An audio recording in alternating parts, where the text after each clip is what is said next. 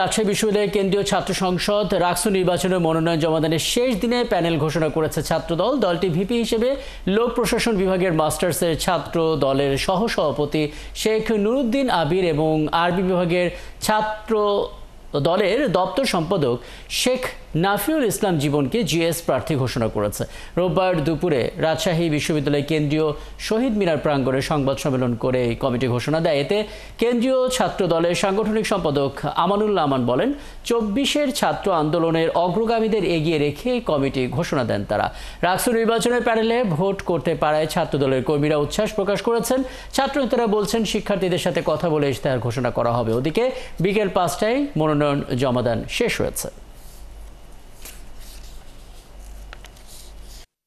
ছাত্র দলের প্যানেলের ভিপি পদে মনোনীত হয়েছেন শেখ নুরুদ্দিন আবির, সাধারণ সম্পাদক পদে নাফিউল জীবন,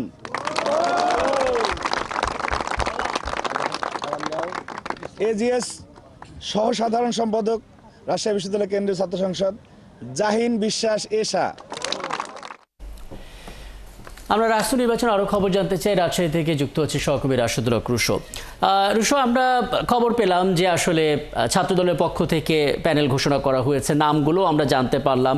এখন সাধারণ শিক্ষার্থীদের কথাও জানতে চাই এবং এই ছাত্রদলের প্যানেলে যারা আছেন তাদের যে প্রতিশ্রুতি সেটাও একটু বলবেন এবং অন্যান্য প্যানেলগুলোরও আপডেট আমাদেরকে জানিয়ে দেবেন, যেহেতু আজকে মনোনয়নপত্র জমাদানের কাজটা শেষ হয়ে গেল। রুশো,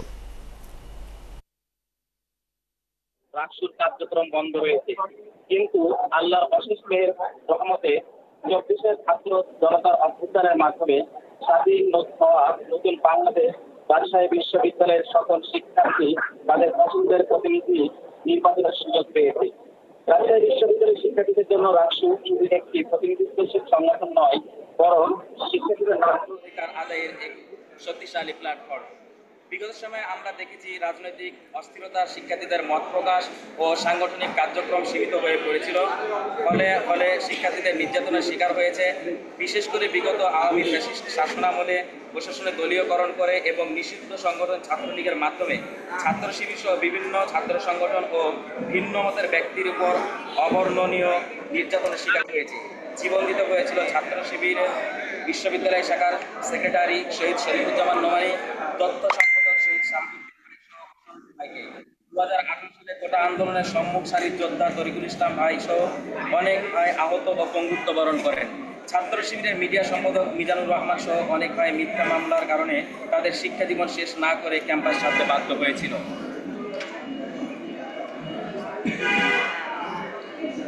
ভিন্ন রাজনৈতিক পরিচয়ের কারণে ক্যাম্পাসগুলোতে অবস্থান করতে পারেনি অধিকাংশ শিক্ষার্থী, ফলে শিক্ষার্থীরা তাদের মৌলিক অধিকার থেকে বঞ্চিত হয়েছিল।